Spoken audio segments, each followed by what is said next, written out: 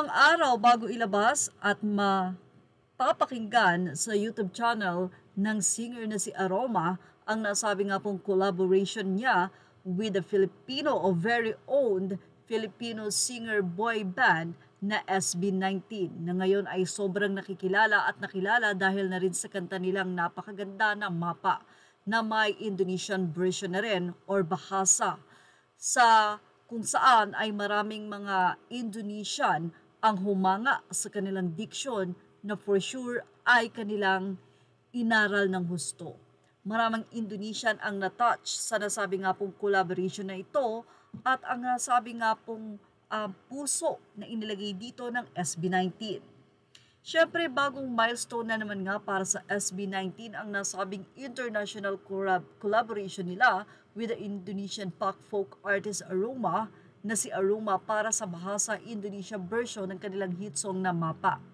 Nag-aral ng tamang diction at pronunciation ang SB19 members, habang si Aroma naman ang nagsalin ng lyrics para siguraduhing tama ang nasabi nga pong mensahe ng kanta na Mapa na matatranslate naman ng mensahe nito sa salitang Indonesian or Bahasa kung tawagin.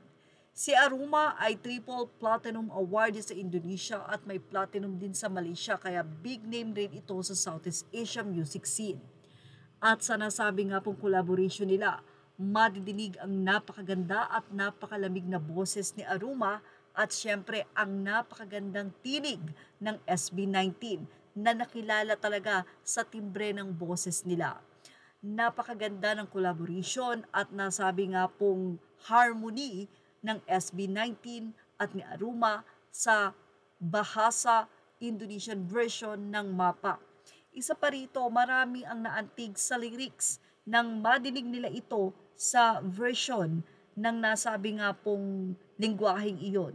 Ilang mga netizen pa, especially the Pinoy, ang nagsabi na papakinggan mo yung kanta na hindi Filipino version, Indonesian version, pero maa-appreciate mo pa rin.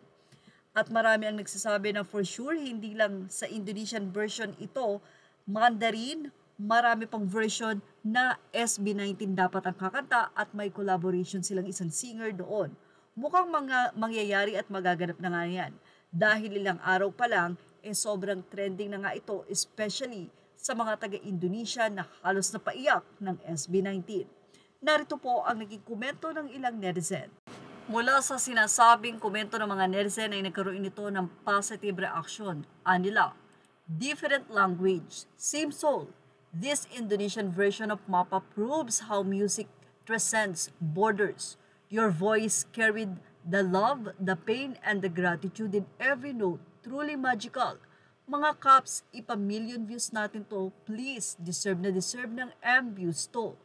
What a beautiful version of Mapa. Selamat pagi, Pelindo. Say ng isa, Mapa in Bahasa Indonesia. I thought only Aroma would sing it, but SB19 did too.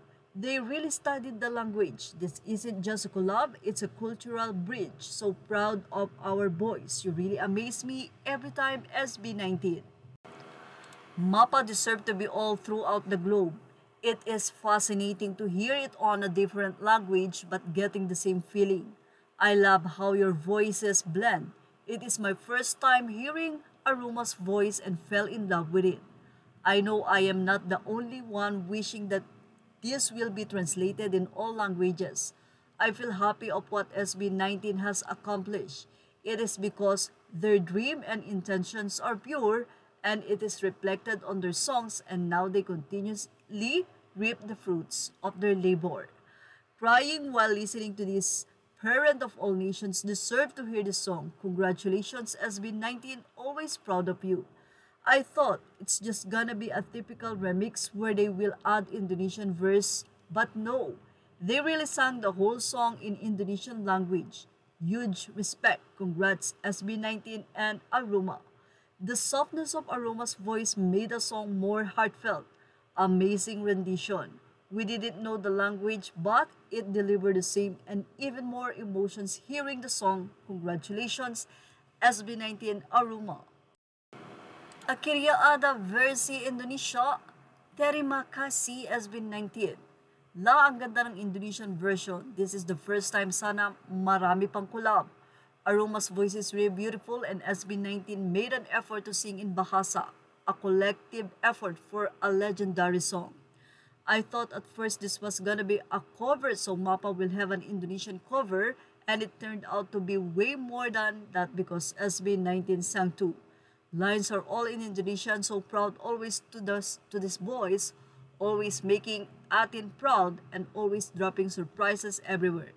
Thanks to the Indonesian singer Aruma as well, your voice really complemented well with SB19's voices, so good.